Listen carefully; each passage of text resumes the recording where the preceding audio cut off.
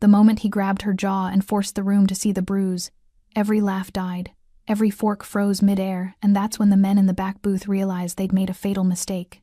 No shouting, no threats, just one calm sentence that turned the diner into a graveyard of silence. And what he did next didn't end that night. It followed them home.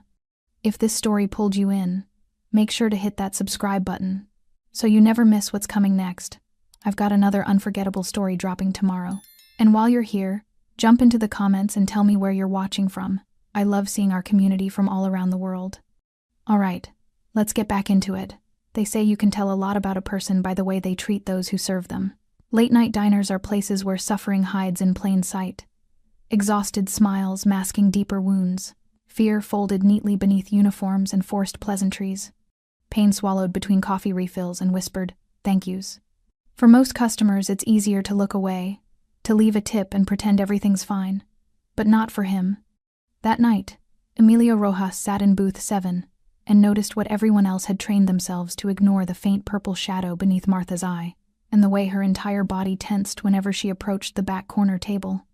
No one said a word, but the stillness in his gaze said everything. Someone was about to learn that silence doesn't always mean safety. Late-night diners have a kind of silence that lives beneath the clatter of dishes and the hum of fluorescent lights. They're sanctuaries for people who have nowhere else to go, where the world slows to a crawl, where the desperate come to breathe, to think, to disappear for an hour or two. It's where broken souls meet under flickering neon signs, where coffee poured at 2 a.m. becomes an act of quiet mercy. For Martha Gidney, this diner wasn't just a workplace. It was a trap disguised as survival. The old Open 24 HRS sign buzzed faintly as she tied her apron for another graveyard shift. Her dark hair, slightly disheveled from the wind outside, fell across her face as she adjusted her collar. The waitress uniform, a pale tan dress with black piping along the collar and short sleeves, had seen better days. Stains that wouldn't quite wash out. A small tear near the hem she'd sewn back together 3 times. But it was clean, pressed, and the only thing standing between her and complete financial collapse. Her hands moved through the routine, mechanically smoothing the fabric, checking her reflection in the stainless steel coffee pot behind the counter. When she reached up to tuck a strand of hair behind her ear, her sleeve shifted, revealing the faint yellow-purple edge of a bruise along her forearm. She quickly pulled the fabric back down, her movements sharp, practiced. A glance around the empty dining room confirmed no one had noticed. The manager had been clear 3 months ago when she'd shown up with a split lip. Whatever's happening at home stays at home. This is a business, not a therapy session. Customers don't want to see that. So she learned to hide it. The ache, the fear, the careful calculations she made every time she walked past certain tables, certain men, certain voices that carried too much confidence. It was just after midnight when the regulars began filtering in. 2 truckers, one bald, one with a graying beard, claimed their usual window booth, spreading maps across the table between them. They were harmless, quiet. They'd order the same thing they always did. Eggs over easy, bacon, wheat toast, black coffee. They'd leave a decent tip and be gone by 1:30. A college kid in a wrinkled hoodie slouched into the corner booth, dumping an overloaded backpack onto the seat beside him. Textbooks spilled out. His eyes were red-rimmed from exhaustion or tears or both. He'd nurse a single cup of coffee for 3 hours while highlighting sentences that probably didn't matter anymore.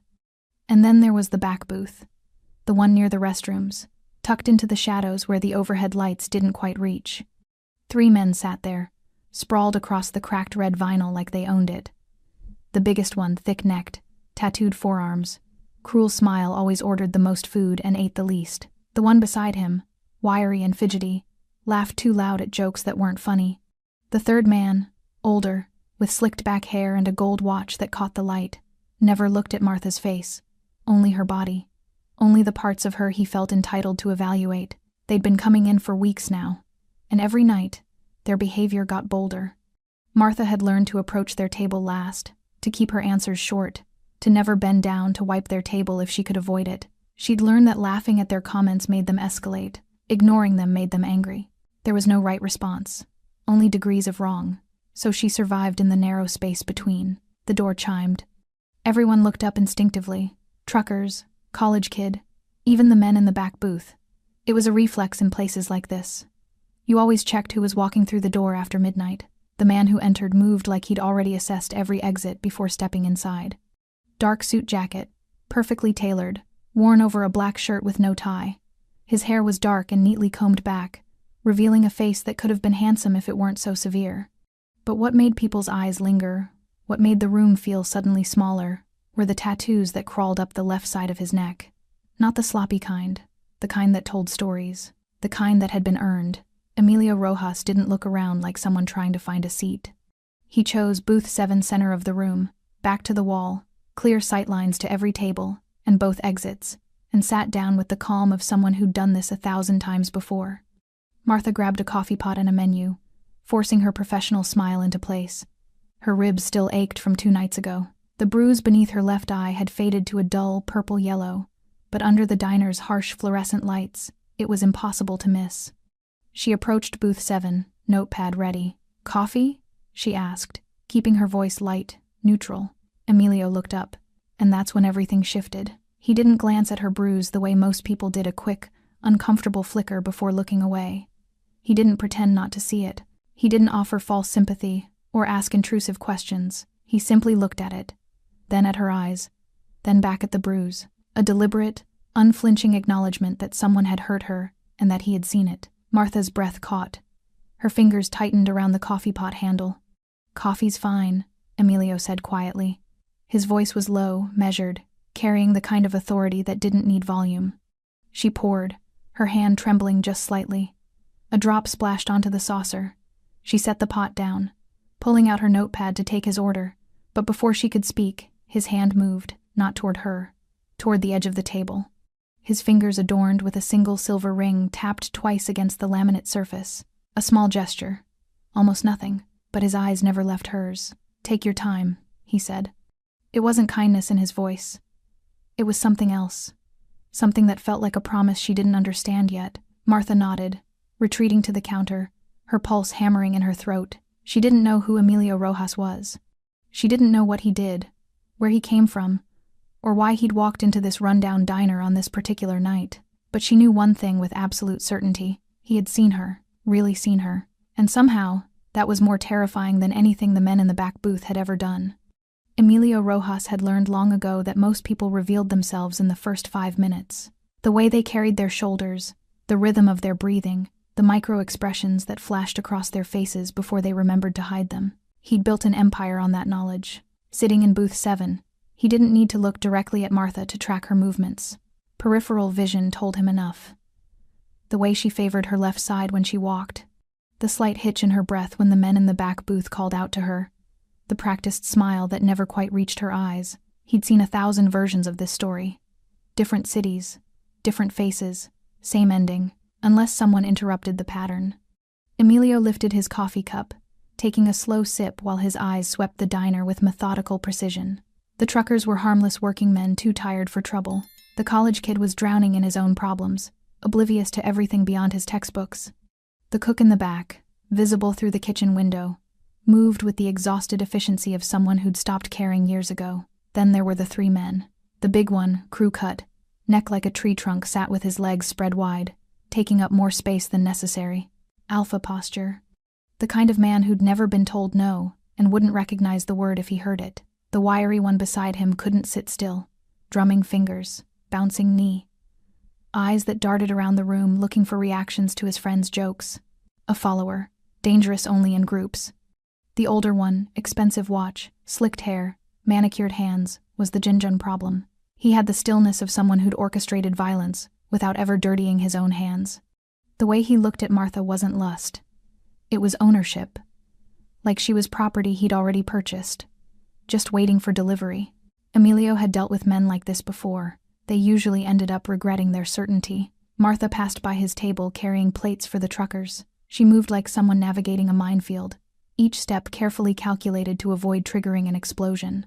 When she set down the food, her sleeve rode up slightly, revealing another bruise on her wrist, this one darker, fresher. Emilio's jaw tightened imperceptibly. "More coffee?" Martha asked, appearing at his table with the pot.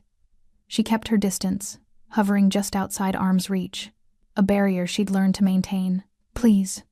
As she poured, Emilio noticed her hands, small scars across her knuckles, burns on her fingers from handling hot plates. Working hands. hands that had never stopped moving long enough to heal properly. "You work every night?" he asked quietly. The question seemed to catch her off guard. Most customers didn't ask. They ordered, ate, paid, left. They certainly didn't notice her beyond the function she served. "Most nights," Martha said carefully, her professional mask sliding back into place. "Can I get you anything else? What time do you finish?" Martha's entire body went rigid. Her eyes flicked toward the door, calculating distances, escape routes. This was the moment men usually revealed their intentions. This was when the friendly questions turned into demands. "I'm sorry, I'm not asking for me," Emilio interrupted, his voice still low, still calm. "I'm asking how long you have to stay here with them." He didn't gesture toward the back booth. Didn't need to. Martha's professional smile cracked for just a second. Beneath it, Emilio saw exhaustion, fear, and something else, a flicker of desperate hope that someone, anyone, had finally noticed the truth she'd been screaming silently for months. I close at 6 a.m., she whispered. 6 hours. 6 more hours of walking past that table, enduring their comments, their looks, their hands that brushed against her accidentally, every chance they got. "You okay, sweetheart?" The shout came from the back booth. The big one, grinning like a predator who'd spotted wounded prey. "You're spending an awful lot of time over there. Don't want us to get jealous." His friends laughed. The sound was ugly, performative, designed to establish dominance. Martha's face flushed. "I'll be right there," she called back, her voice steady despite the tremor Emilio could see running through her shoulders. She turned to leave, but Emilio's voice stopped her. "Martha." She froze. He'd read her name tag, but hearing it spoken aloud with respect, with recognition of her as a person rather than a function, made something in her chest tighten painfully. "You didn't do anything wrong," Emilio said quietly. "Remember that." Martha didn't respond. Couldn't. She just nodded once, quickly, before hurrying away. Emilio watched her go, then shifted his attention fully to the back booth. The 3 men had noticed his interest. The big one was staring at him now, sizing him up, trying to decide if Emilio was a threat or just another customer who'd look away like everyone else. Emilio didn't look away. He held the man's gaze with the kind of stillness that made people deeply uncomfortable. No aggression, no challenge, just presence. The kind of presence that said, "I see exactly what you are, and I'm not impressed." The big man's smile faltered. He shifted in his seat, unsure how to respond to someone who refused to play by the usual social rules. "You got a problem?" he called out, his voice loud enough to carry across the diner. The truckers looked up. The college kid's head swiveled. Even the cook glanced out from the kitchen. Emilio took another sip of coffee. Set the cup down with deliberate care. "Not yet," he said. His voice wasn't loud, but it cut through the diner like a blade. "Do you?" The temperature in the room dropped. The older man in the expensive watch leaned forward, placing a calming hand on his friend's arm. He'd recognized something the others hadn't. The tattoos on Emilio's neck weren't decorative. The suit wasn't off the rack. The control in every movement wasn't accidental. "We're good," the older man said smoothly. "Just making conversation." "Good," Emilio replied. "Keep it civil." It wasn't a request. The older man's eyes narrowed, but he nodded slowly. Understanding had passed between them. A recognition of power, of consequence. For now, they'd behave, but Emilio knew their type. Restraint wasn't in their nature. It was only a matter of time before they escalated. When they did, he'd be ready. Martha reappeared with his food, eggs, bacon, wheat toast. She set it down quickly, not meeting his eyes. "Thank you," Emilio said. She nodded and hurried away, but not before Emilio saw something shift in her expression. A tiny crack in the armor she'd built around herself. Someone had noticed. Someone had stood up. Someone had made the men in the back booth back down, even temporarily. For Martha, that small moment of protection was more than she'd received in months. For Emilio, it was only the beginning. He'd learned to read rooms, to identify predators and prey, to know when violence was inevitable and when it could be postponed. But he'd also learned something else, that sometimes the most dangerous thing you could do was watch and wait, because restraint, when finally broken, becomes absolute. The 3 men in the back booth had a routine. They always arrived around 12:30, after the dinner rush but before the real degenerates stumbled in. They always sat in the same spot, the corner booth where the lighting was dimmest and the manager's office camera angle didn't quite reach. They always ordered enough food to justify taking up space for hours. but they never actually came for the food. They came for the power. Tonight was no different. "Hey, sweetheart." The big one, his name was Kyle. Though Martha had never asked, snapped his fingers like he was summoning a dog. "We're ready to order. That is, if you're done flirting with Suit Boy over there." His friends laughed on cue. The wiry one, Tommy, slapped the table for emphasis, making the silverware jump. Martha approached with her notepad, keeping her face carefully neutral. "What can I get you?" "What can you get me?" Kyle repeated, grinning at his friends like he'd just heard the world's greatest setup. "How much time you got, honey?" More laughter, louder this time. Martha's pen hovered over the notepad. She'd learned not to respond to these comments. Laughing encouraged them. Silence enraged them. She existed in the narrow space between a polite smile, a patient pause, waiting for them to tire themselves out. "The usual?" she asked, her voice professionally pleasant despite the tightness in her chest. "Yeah, the usual." Kyle leaned back, spreading his arms across the booth's backrest. "But bring some extra whipped cream with those pancakes. I like my desserts sweet." The way he looked at her when he said sweet made Martha's skin crawl. Tommy laughed again, that high-pitched hyena sound that set her teeth on edge. "Man, you're killing me tonight." The older one, the one Martha had mentally nicknamed the Suit, because she refused to learn his actual name, hadn't said anything yet. He never did, not at first. He just watched with those cold, evaluating eyes, occasionally checking his expensive watch as if he had somewhere important to be but had chosen to spend his time here instead. That was what frightened Martha most about him. The other two were predictable, loud, obvious. But the Suit had the patience of something that hunted for sport rather than necessity. "I'll get that right in," Martha said, turning to leave.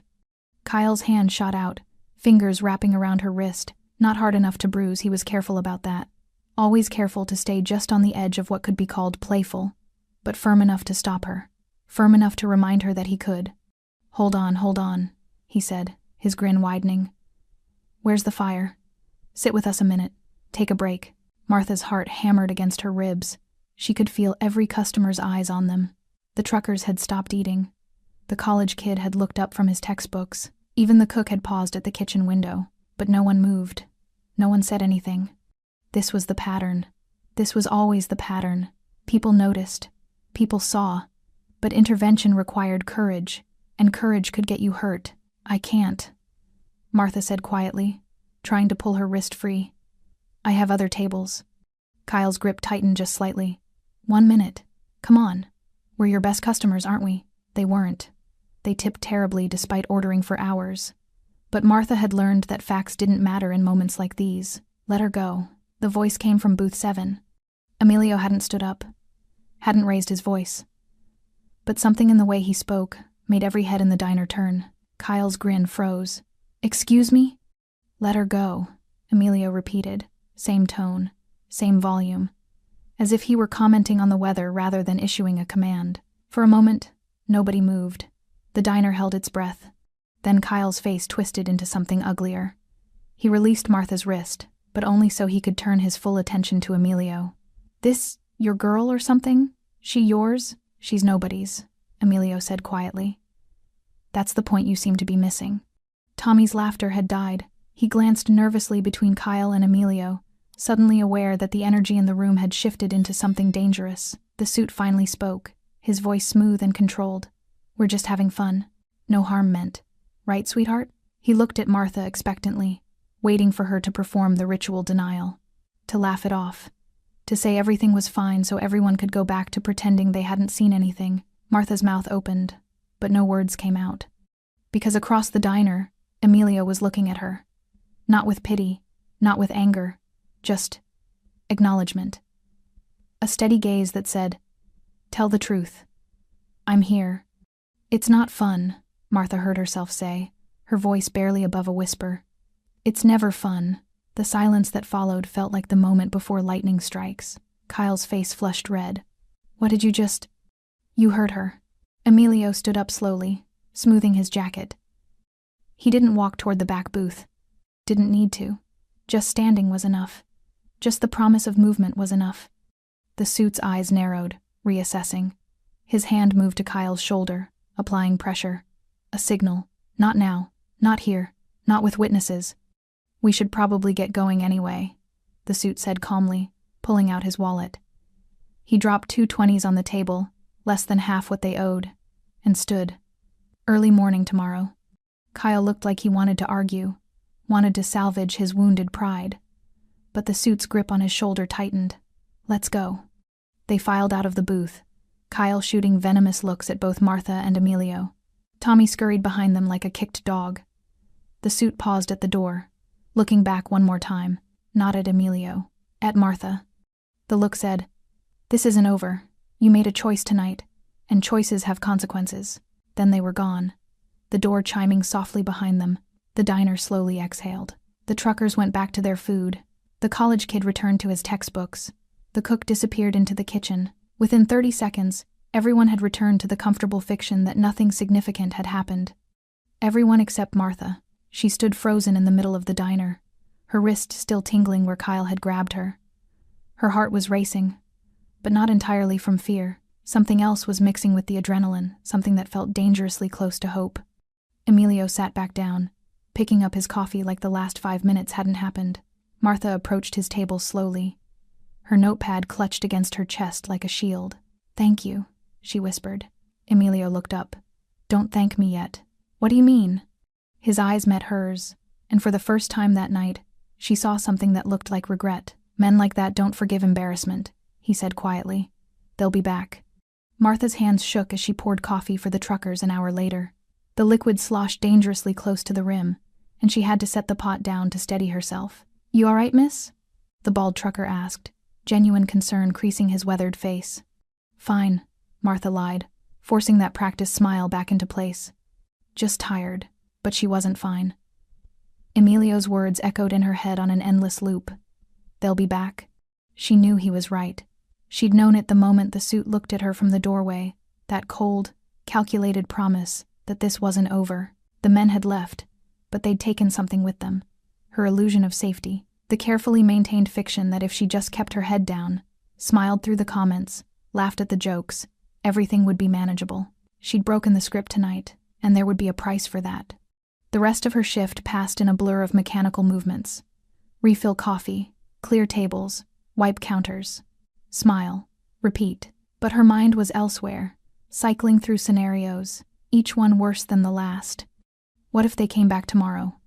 What if they waited for her in the parking lot after her shift? What if they told the manager she'd been rude, cost her this job she desperately needed? What if they found out where she lived? By 4 a.m., the diner had emptied except for the college kid, now asleep with his head on his textbook, and Emilio, who had been nursing the same cup of coffee for hours. He was still there, still watching. Martha approached his booth with the coffee pot, even though his cup was still half full. "Why are you still here?" she asked quietly, too exhausted to maintain professional distance. Emilio looked up from the newspaper he'd been reading. "Making sure you get to your car safely." The simple statement hit Martha harder than it should have. When was the last time someone had thought about her safety? When was the last time anyone had stayed? "You don't have to do that," she whispered. But even as she said it, relief flooded through her. "I know." Martha slid into the booth across from him without asking permission. Her feet ached, her back ached, everything ached. And suddenly she was just too tired to pretend anymore. "They will come back," she said, not as a question but as a fact she was finally accepting. "And when they do, you won't be here." Emilio folded his newspaper carefully. "Probably not." "So what was the point? You made them angry, made me a target, and now, you were already a target." Emilio interrupted gently. "I just made them show it." Martha blinked, thrown by his directness. "Those men come in here every night," Emilio continued. "They push boundaries a little further each time. Testing, seeing what they can get away with. How long until one of them follows you home? How long until just fun becomes something you can't walk away from?" Martha's throat tightened, because she'd thought about this. Late at night, lying awake in her tiny apartment, she'd run through these exact scenarios.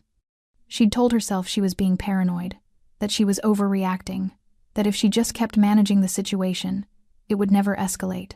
But deep down, she'd known, it always escalated. "I can't quit," Martha said, her voice cracking. "I can't. My mom's in a care facility in Riverside, early onset dementia. She's only 56, and she doesn't even remember my name half the time, but the bills keep coming. $11,000 a month. Insurance covers some, but not enough. Never enough. The words poured out of her like a broken dam. She hadn't meant to tell him any of this. Hadn't meant to explain why she endured the comments, the looks, the hands that lingered too long. But exhaustion had stripped away her filters. I work here 6 nights a week. I clean houses during the day when I can. I drive for a rideshare app on Sundays, and it's still not enough. I'm drowning, and those men know it. They can smell desperation. Martha laughed bitterly. The manager knows too. That's why he looks the other way, because he knows I can't afford to walk out. Emilio listened without interrupting, his dark eyes steady on her face. And my ex, Martha's voice dropped to barely a whisper. He shows up sometimes. When he needs money. When he's been drinking. When he decides I need to be reminded that I'm nothing without him. Her hand unconsciously moved to her ribs, where the bruises had finally started to fade. He gave you that bruise, Emilio said. Not a question. Martha nodded, unable to meet his eyes. He's why I can't go to the police about those men. Because if I draw any attention to myself, if I make any kind of report, he finds out. And when he finds out, she trailed off, the rest too terrible to say aloud. For a long moment, Emilio said nothing. The ancient clock on the wall ticked steadily. The fluorescent lights hummed. The college kid snored softly in his booth. What's his name? Emilio finally asked. Why? What's his name? Martha hesitated. Something in Emilio's tone made her deeply uneasy. Not afraid of him exactly, but afraid of what he might do with the information. It doesn't matter, she said. There's nothing anyone can do. I just have to. Survive. Keep my head down. Make enough money to cover Mom's bills. Stay invisible. You're not invisible, Emilio said quietly. That's the problem. Martha looked up, confused. People like those men, like your ex, they don't target invisible people. They target the ones who still have something to break, the ones who are still fighting, still surviving. Emilio leaned forward slightly. You think staying quiet keeps you safe. But it doesn't. It just teaches them they can take more. What else am I supposed to do? Martha's voice rose, frustration and fear bleeding through. Fight back? I'm 5'4" and 120 pounds. I'm broke. I'm alone. I have no family except a mother who doesn't know who I am. So please, tell me what exactly are my options here. Emilio held her gaze for a long moment. Then he pulled a business card from his jacket pocket and slid it across the table. It was plain white, no company name, just a phone number embossed in black ink. When it gets bad, and it will get bad, you call that number. Who are you? Martha whispered. Someone who understands that some problems can't be solved with police reports and restraining orders. Emilio stood, dropping cash on the table far more than his bill. Get some rest, Martha. And stay aware. Those men will come back to test whether tonight was an anomaly or a new pattern. And if they do? Emilio's expression didn't change, but something flickered in his eyes. Something cold and certain. Then they'll learn the difference between embarrassment and consequence. 3 nights passed. 3 nights of Martha arriving for her shift with Emilio's business card folded in her apron pocket. 3 nights of looking over her shoulder in the parking lot. 3 nights of holding her breath every time the door chimed, expecting to see Kyle's cruel grin or the suit's calculating stare. But they didn't come. The diner returned to its usual rhythm. Truckers, insomniacs, the occasional drunk stumbling in for coffee and regret. The college kid still claimed his corner booth. The cook still moved through his routines with mechanical efficiency. And Martha started to believe that maybe, just maybe, it was over. She should have known better. Friday night brought a cold front that rattled the diner's windows and kept the customers coming. By midnight, every booth was full. The counter seats were occupied. Even the manager had emerged from his office to help bus tables, though he spent most of his time complaining about the workload. Martha moved between tables with practiced efficiency, her feet aching in the worn sneakers she'd worn for 6 months because new ones weren't in the budget. The tips were good tonight. Really good. She'd already made enough to cover most of this week's groceries, maybe even put something toward the pile of bills waiting on her kitchen table. For the first time in weeks, she felt something that almost resembled hope. The door chimed at 12:30. Martha was refilling coffee for an elderly couple when she heard it, and something in her chest clenched before she even turned around. They were back, all 3 of them. Kyle walked in first, his bulk filling the doorway. Tommy followed, that nervous energy radiating off him in waves. The suit came last, his expensive watch catching the fluorescent light as he surveyed the crowded diner with obvious displeasure. Their usual booth was occupied by a family, parents, and two teenagers who'd stopped on their way through town. Martha watched, frozen, as Kyle approached the family's table. "Hey," he said, his voice friendly but his posture anything but. "That's our booth. We need you to move." The father looked up, confused. "I'm sorry. We just ordered." "I don't care. Move." The mother's hand found her husband's arm, squeezing tight. Fear recognition, the understanding that some men don't respond to reason. "We'll just finish our meal and—" Kyle's hand slammed down on the table, making the teenagers jump. "Now!" The manager appeared from nowhere, that practiced smile on his face. The one he used when he wanted to smooth things over without actually solving problems. Gentlemen, he said, guiding Kyle away from the family. "Let me find you another booth. Nice one by the window. Martha will take excellent care of you." Martha's stomach dropped. The manager met her eyes across the diner, and his expression said everything. "Don't make trouble. We need their business. Just do your job." Kyle, Tommy, and the suit settled into a booth near the kitchen. Not their preferred spot, but close enough. And the way they looked at Martha as she approached, smiles too wide, eyes too sharp, made it clear that the 3-day absence hadn't cooled their interest. If anything, it had intensified it. Well, Kyle said as Martha reached their table. "Look who it is. We missed you, sweetheart." Martha pulled out her notepad, her hand trembling slightly. "What can I get you?" "An apology would be nice," Tommy said, that hyena laugh starting up. "You hurt Kyle's feelings last time, made him feel unwelcome." "The usual is fine," the suit interrupted smoothly. He was studying Martha's face, looking for something. Fear, maybe, or regret. Martha wrote down their order, keeping her eyes on the notepad. "I'll get that right in." As she turned to leave, Kyle's voice followed her. "Hey, where's your boyfriend? The one in the fancy suit?" Martha kept walking, but her shoulders tensed. "That's what I thought," Kyle called out, louder now. Loud enough for nearby tables to hear. "Big man makes a scene, then disappears. Leaves you here all alone. That's what heroes do, right?" Laughter from Tommy. Silence from everyone else. The next 2 hours were torture. Every time Martha passed their booth, Kyle found new ways to make her uncomfortable. Compliments that felt like threats.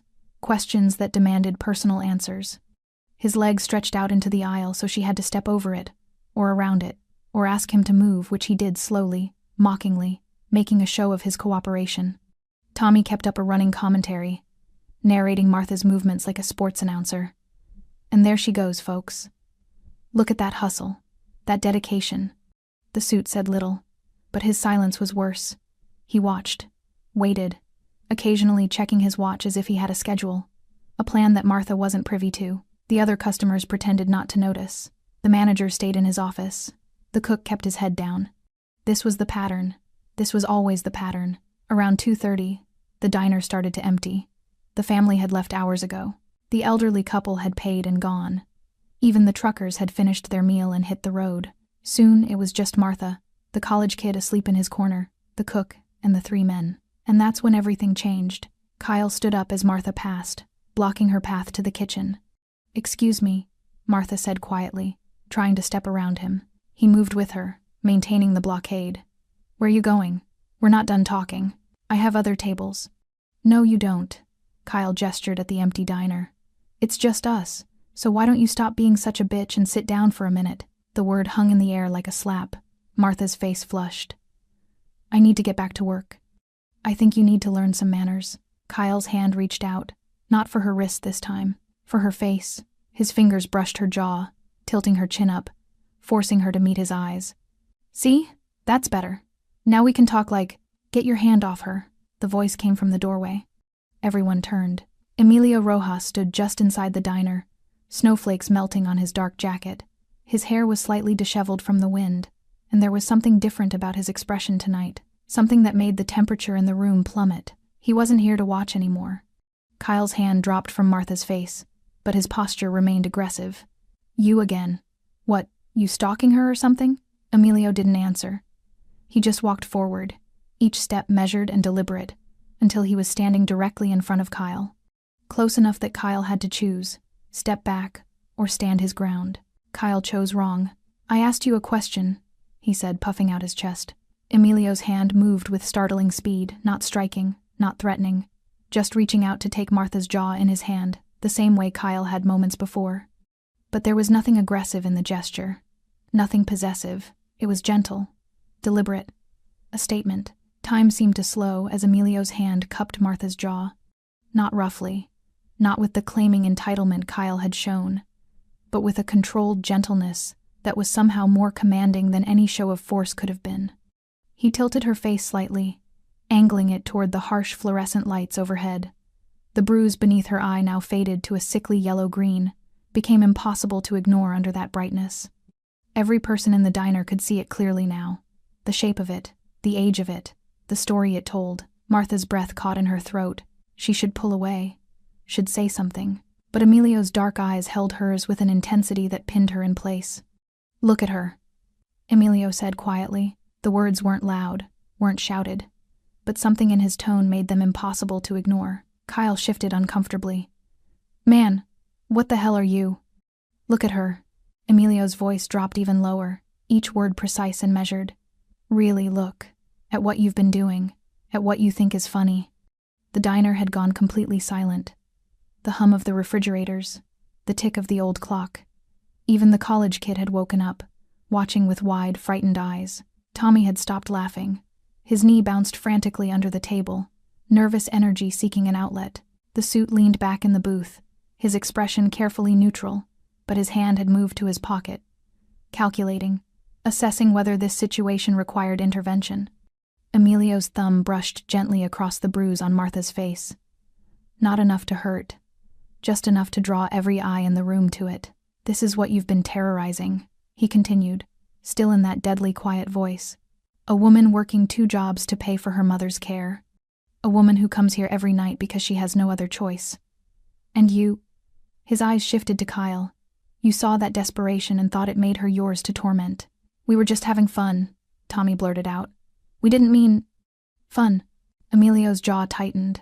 His hand finally dropped from Martha's face, but he didn't step back, didn't give Kyle room to breathe. "Tell me something.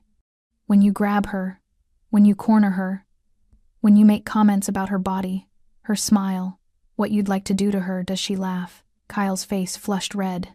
"Listen, man, does she laugh?" The question hung in the air like a blade. Martha stood frozen between them, her heart hammering so hard she thought everyone could hear it. She wanted to run, wanted to hide, wanted to disappear into the floor, but Emilio's presence beside her felt like gravity, inescapable, and somehow steadying. "She smiles," Kyle said defensively. "She's friendly. We tip her. She smiles because she's afraid of what happens if she doesn't." Emilio took a single step forward. Kyle instinctively stepped back. "She's friendly because men like you punish women who aren't. And your tips?" A humorless smile touched Emilio's lips. "You leave $20 after ordering $60 worth of food and occupying her station for 4 hours. That's not generosity. That's payment for the privilege of harassment." The suit finally spoke, his voice smooth and controlled. "I think you're overreacting. This is just a misunderstanding." "No." Emilio turned his gaze to the older man, and something in his expression made the suit's carefully maintained composure crack slightly. "This is you thinking you're untouchable. Thinking that because you wear expensive watches and speak politely, your cruelty is somehow refined, civilized." Emilio's hand moved to his jacket, and for a moment, everyone tensed, but he only pulled out his wallet. He extracted several bills, hundreds, by the look of them, and placed them carefully on the table in front of the suit. "That's for tonight, for every night you've been here." Emilio's voice remained quiet, but it carried through the diner like thunder. "Consider it payment, for services rendered, for the entertainment you've extracted from making a vulnerable woman afraid."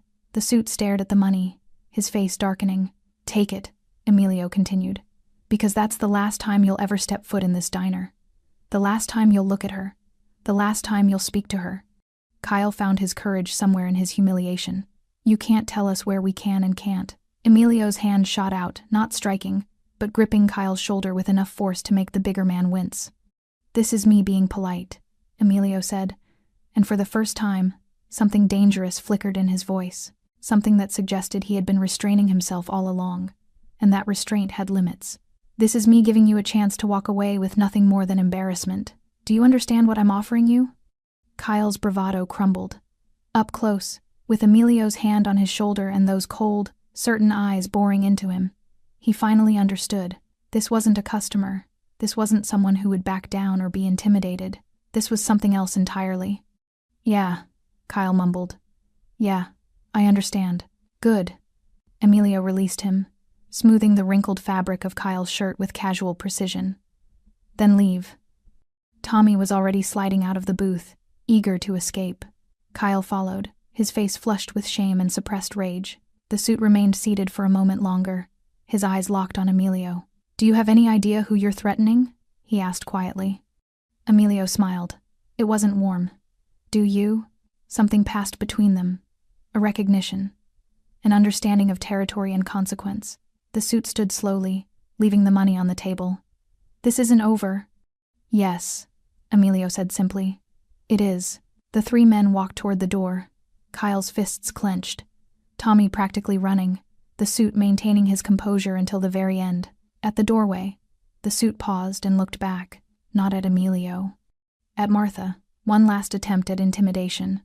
One last promise that she would pay for this, but Emilio stepped into his line of sight, blocking the view entirely. The message was clear. Not anymore. The door chimed as they left. The cold night air rushed in briefly before the door swung shut. And then, silence. Complete, absolute silence. The college kid stared with his mouth slightly open. The cook had emerged from the kitchen, frozen in place. The manager had appeared in his office doorway but hadn't moved, hadn't spoken, hadn't done anything. Martha stood in the middle of the diner, trembling. Not from fear. From something else. Something that felt like pressure releasing after being held too long. Like breathing after drowning. "Martha." Emilio's voice was gentle now, the cold authority gone. "Are you all right?" She wanted to answer. Wanted to thank him. Wanted to ask who he was, how he'd known to come back tonight, what he'd just done, but all that came out was a choked sob. And then she was crying, really crying for the first time in months. All the fear, all the exhaustion, all the nights of swallowing her dignity and her safety just to survive. It poured out of her in gasping, shaking waves. Emilio didn't touch her, didn't offer empty comfort. He just stood there, a steady presence. While Martha finally let herself break, the diner remained silent. The days after that night passed in a strange, suspended silence. Martha showed up for her shift Saturday evening expecting everything to have changed, but the diner looked exactly the same. Same flickering neon sign outside, same cracked vinyl booths inside, same burnt coffee smell mixed with grease and old dreams. But something fundamental had shifted. The manager avoided her eyes when she clocked in. Didn't make his usual comments about her being late, even though she was 5 minutes early. Didn't remind her about smiling more or moving faster. He just nodded and retreated to his office like he'd suddenly remembered she was more than a function. The cook, a man named Frank who'd worked there for 15 years and had never spoken more than 3 words to her, handed her a fresh pot of coffee and said quietly, "About time someone did something." Then he returned to his grill, and that was that. The back booth remained empty all night. And the night after that, and the night after that. By Tuesday, Martha started to believe that maybe Emilio had been right. Maybe they really were gone. The thought should have brought relief, but instead, it left her with an unsettling sense of waiting, like the silence before thunder. She hadn't seen Emilio since Friday night. After she'd stopped crying, standing in the middle of the diner like a broken dam, he'd guided her to a booth and made her sit down. Brought her water, told the manager she was taking a break and that it wasn't a suggestion. Then he'd left without asking for thanks or explanations. Just walked out into the cold night like he'd completed some task he'd set for himself. The business card was still in Martha's apron pocket. She touched it sometimes during her shifts, feeling the embossed numbers, wondering who he really was and why he'd decided her safety was worth his intervention. Wednesday afternoon, Martha returned home from her day job, cleaning houses, to find an envelope wedged in her apartment door. No return address, no markings, just her name written in precise, business-like handwriting. Her hands trembled as she opened it. Inside was a cashier's check for $15,000. Martha stared at it, certain she was hallucinating. She blinked, looked away, looked back. The check was still there. A small note accompanied it, written in the same precise handwriting. "For your mother's care. This isn't charity. This is correction of an imbalance. You've paid enough." No signature. Martha sank onto her threadbare couch, the check clutched in her shaking hands. $15,000. 3 months of her mother's care, maybe 4 if she was careful. 3 months where she could breathe, could sleep, could work 1 job instead of 3. She should feel grateful, relieved. Instead, she felt terrified, because people didn't just give away $15,000. People didn't intervene in strangers' lives without wanting something in return. And men like Emilio, men with that kind of control, that kind of authority, they always collected their debts eventually. Martha grabbed her phone, pulling out the business card. She stared at the number for a long moment before dialing. It rang once, twice. Martha. Emilio's voice was calm, unsurprised, as if he'd been expecting her call. "I can't accept this," she said immediately. "You can. I don't even know you. I don't know what you want. I don't want anything. People don't just—" Martha's voice cracked. "Nobody does this. Nobody helps without wanting something back. So what is it? What do you want from me?" Silence on the other end. Not uncomfortable, thoughtful. "When I was 17, Emilio said finally. "My sister worked at a restaurant in East Los Angeles. She was 19, beautiful, trying to save money for college. There was a man who came in, said things to her, did things, small things at first. The kind of things people told her to ignore." Martha's grip tightened on the phone. She ignored them. Emilio continued, his voice carefully neutral. "Because she needed the job. Because she was told not to make trouble. Because she believed if she just kept her head down, it would stop." What happened? He followed her home one night. The silence that followed was heavy with meaning. "She survived," Emilio said quietly. "Barely. But the woman who came home from the hospital wasn't my sister anymore.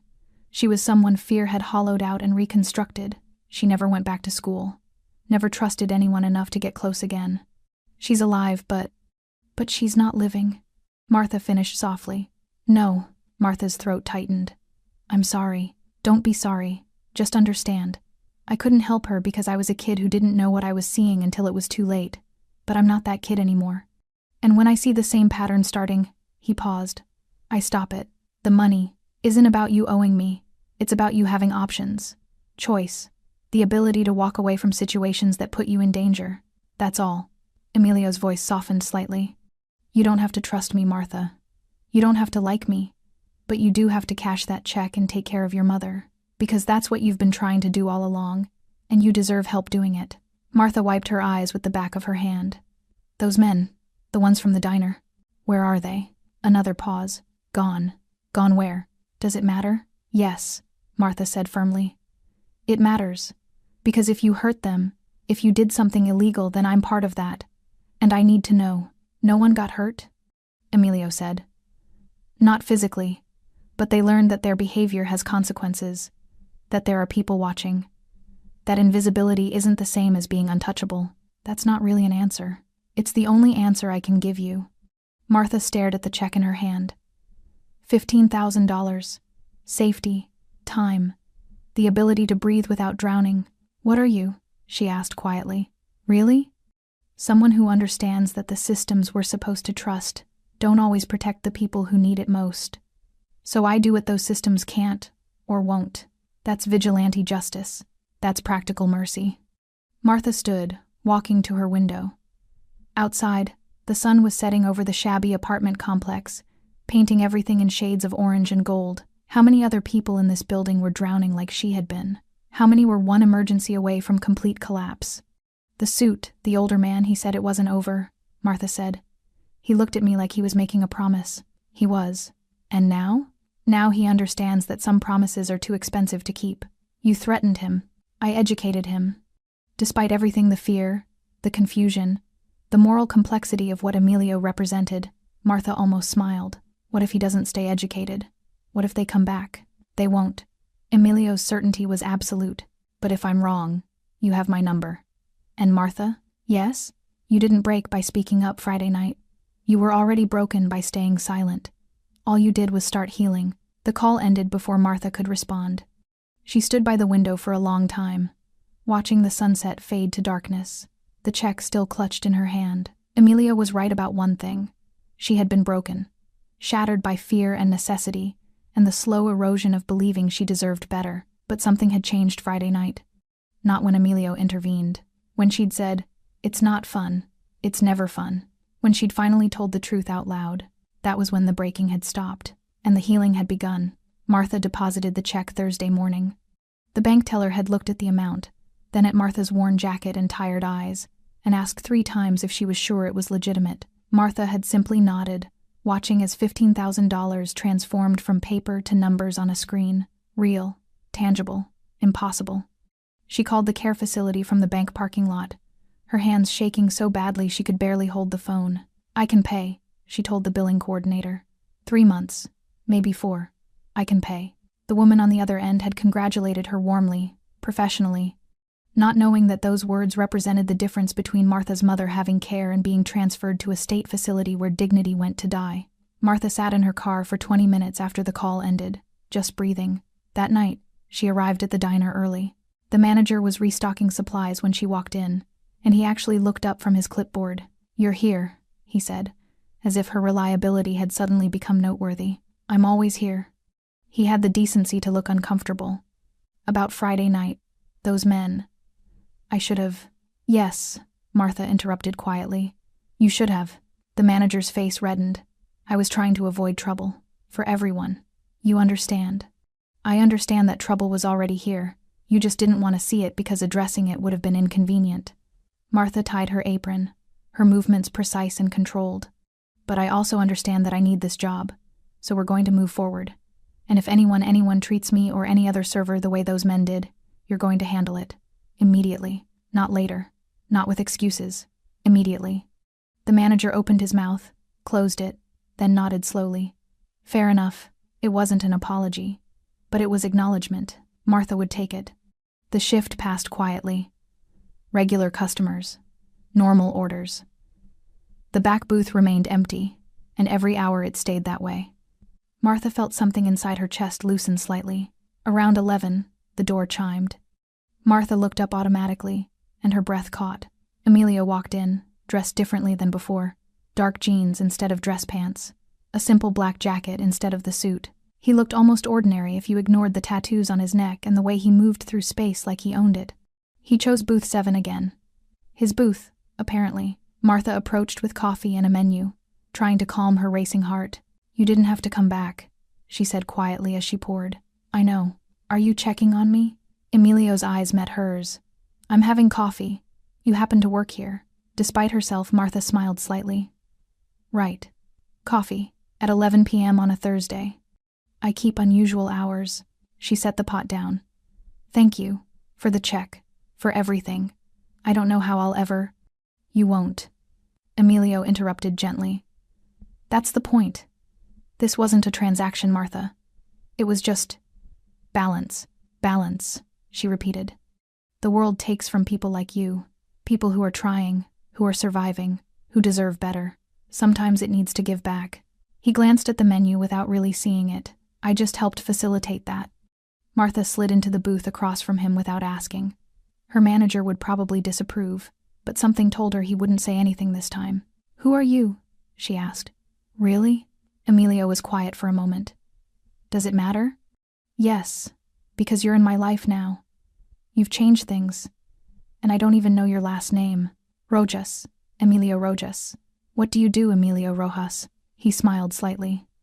"I solve problems." "That's vague." Intentionally. Martha studied his face, the sharp angles, the controlled expressions, the eyes that saw too much. "Those men, Kyle, Tommy, the one with the watch. What did you really do to them?" "I had conversations. Just conversations. Productive conversations." Martha leaned forward. "I need to know I'm not part of something criminal, that I didn't benefit from someone getting hurt." Emilio's expression softened slightly. Kyle lost his job at his father's construction company. Turns out when certain information reaches certain people about workplace harassment, consequences follow.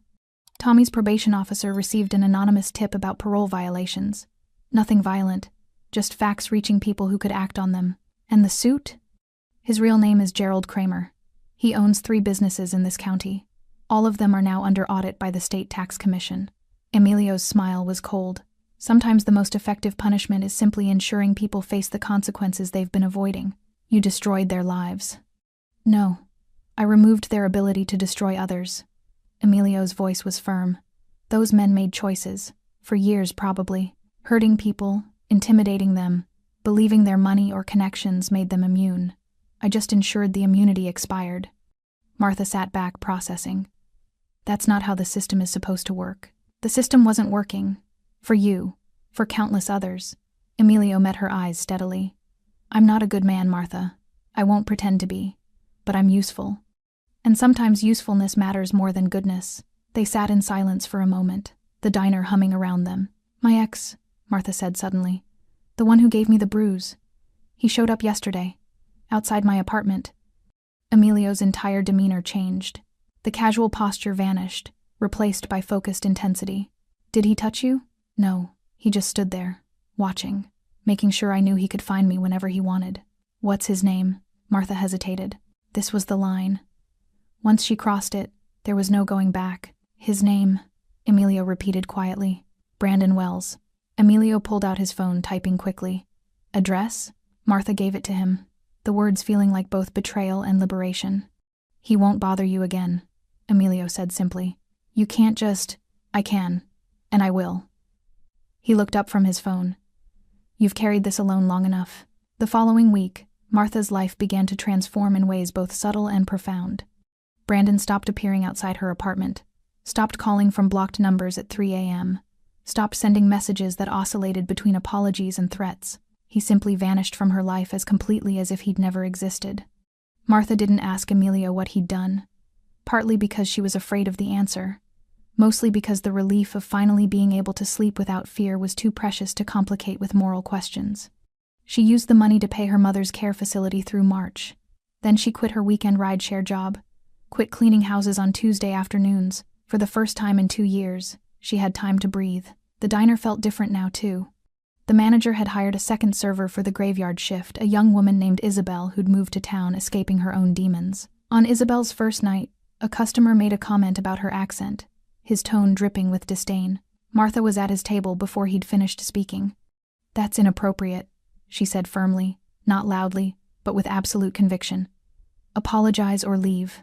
The customer had blustered, looked around for support, found none. The manager had emerged from his office, actually emerged and backed Martha up. The man left. Isabel had looked at Martha with wide, grateful eyes. You didn't have to. Yes, Martha interrupted gently. I did. Because she'd learned something in the weeks since Emilio had intervened. Silence wasn't safety. Silence was complicity, and she was done being complicit in her own diminishment. Emilio continued coming to the diner twice a week, always booth 7, always late evening. They'd talk, sometimes brief conversations about nothing important. Other times he'd just read his newspaper while Martha worked, a quiet presence that felt like protection without obligation. She'd tried to return his money once, had brought a check to the diner, carefully made out for $15,000. Emilio had looked at it, smiled slightly, and torn it in half. I don't take back gifts, he'd said simply. It's too much. It's exactly enough. His eyes had met hers with that steady intensity. You're not in debt, Martha. You're free. Learn the difference. One night in late January, a new customer came in. Well-dressed, handsome, friendly. He sat at the counter and made pleasant conversation while Martha worked. Asked about her day, laughed at her jokes, left a generous tip. When he asked for her number, his smile was warm and genuine. Martha felt the familiar flutter of possibility, the thought that maybe she could have something normal, something good. But then she noticed the way his eyes tracked her movements when he thought she wasn't looking, the way his friendly questions were slowly, subtly becoming more personal, the way his hand had accidentally brushed hers 3 times while she poured coffee. A year ago, she would have ignored these signs, would have told herself she was being paranoid, would have given him her number because saying no felt dangerous. Now she simply said, I'm not interested, but thank you. His smile faltered. Come on, I'm just being friendly. I know, and I'm grateful, but the answer is still no. Something flickered across his face. Disappointment, confusion, then a flash of irritation quickly suppressed. He left shortly after, and Martha felt something shift inside her chest. She'd said no, and the world hadn't ended. From booth 7, Emilio caught her eye. He didn't smile, didn't nod approvingly, just held her gaze for a moment, an acknowledgement that she'd crossed some invisible threshold. That night, as Martha cleaned up after her shift, Isabel approached her hesitantly. Can I ask you something? The younger woman said. That man, the one in booth 7, is he your boyfriend? Brother? Martha paused, considering. He's a friend, I think. He watches you, not in a creepy way. Isabel searched for words. In a guardian way, like he's making sure nothing bad happens. Yeah, Martha said softly. That's exactly what he does. Must be nice, having someone like that. Martha looked across the diner at Emilio, who was reading his paper, seemingly oblivious to their conversation but probably aware of every word. It is, she admitted. But I'm learning that I can be that person too. For myself, for others. Isabel smiled. You already are. You stood up for me. No one's done that before. The words settled into Martha's chest like warmth. Because Isabel was right. She'd stood up. She'd spoken out. She'd become the person she'd needed someone to be for her. The transformation wasn't complete. Some nights she still flinched when men raised their voices. Still caught herself making herself smaller, quieter, less. Still woke up from nightmares where Brandon found her, or Kyle cornered her, or the suit made good on his promise. But those moments were becoming less frequent. And in between them, Martha was discovering something she'd forgotten. Her own strength. She'd always been strong. Had to be. To survive what she'd survived. But survival, strength, and living strength were different things. One was about endurance. The other was about choice. She was learning to choose. At the end of her shift, Emilio left his usual generous tip and stood to go. Same time Thursday? Martha asked. Probably. You don't have to keep checking on me. I'm okay now. Emilio paused at the door, looking back. I know. But the coffee's good, and the company's better. Then he was gone, disappearing into the cold night. Martha stood in the empty diner, Isabel humming softly as she wiped down tables, and smiled. She was okay now. Not fixed. Not healed completely, but okay. And okay was a start. February brought rain that hammered against the diner's windows and kept the late-night crowd sparse. Martha didn't mind. The quiet shifts gave her time to think, to process, to fully inhabit the person she was becoming. Thursday evening arrived with the usual storm. Martha was brewing fresh coffee when the door chimed at 8 p.m. earlier than Emilio usually appeared, but it wasn't Emilio. A woman walked in, maybe 60, with steel-gray hair and kind eyes that had seen too much. She wore a simple coat and carried herself with quiet dignity. She sat at the counter, and Martha approached with a menu and a smile that was real now, not practiced. Coffee? Martha asked. Please. The woman's voice was soft, measured. And maybe a moment of your time, if you're not too busy. Martha glanced around the empty diner. I've got time. As she poured coffee, the woman said, My name is Rosa. Rosa Rojas. Martha's hand stilled. Rojas. Emilio's mother. The words hung between them. Martha set the pot down carefully, her mind racing. He doesn't know I'm here, Rosa continued. He'd probably be angry if he did. My son has always preferred to do his kindness in shadows. Why are you here? Rosa smiled, sad and proud simultaneously. To tell you something he won't, to give you context he'd never offer. She wrapped her hands around the coffee cup. You remind him of his sister, not in appearance, in circumstance. In that quiet desperation of someone who's been told to accept what's unacceptable. Martha slid onto the stool beside her. He told me about her. What happened? Did he tell you what it did to him? How he blamed himself for not seeing, not stopping it? Rosa's eyes glistened. My son built an empire from nothing. Built it on violence and control, and all the things mothers pray their children never become. But he built it for a reason. To protect people. To stop what happened to Elena from happening to anyone else. At least, anyone he could reach. Rosa took a sip of coffee. He's not a good man by most definitions. But he's a necessary one. And the people he helps, people like you, they're his redemption. I don't need him to protect me anymore, Martha said softly. I know. He knows too. That's why what he did matters. Rosa met Martha's eyes. He didn't save you. You saved yourself. He just removed the obstacles preventing you from doing so. That's what he does. Create space for people to find their own strength. Martha felt tears prickling her eyes. I don't know how to thank him. You already have. By surviving, by thriving, by standing up for that young woman you hired. Rosa smiled. He watches, you know. Makes sure the pattern holds. Makes sure the safety continues. That's his nature. Will he keep coming here? For a while. Until he's certain you don't need the reminder that someone's watching. Then he'll fade back into shadows. That's his way. Rosa stood, leaving money on the counter. But knowing someone like my son exists, someone who understands that mercy sometimes requires force that changes you, changes how you move through the world. It already has. Rosa touched Martha's hand gently. Good.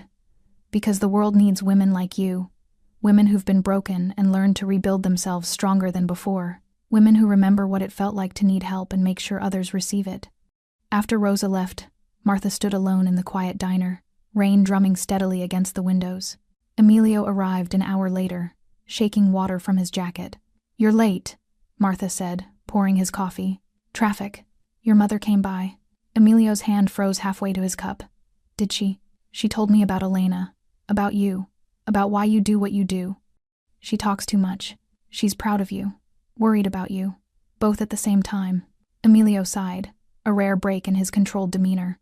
"I'm sorry if she—" "Don't," Martha cut him off. "Don't apologize. She helped me understand something important." "What's that?" "That silence can mean different things. The silence I lived in before that was erasure, invisibility. But the silence you create? That's space. Room to breathe, to heal, to become." Emilio studied her face. "You're different." "I'm myself."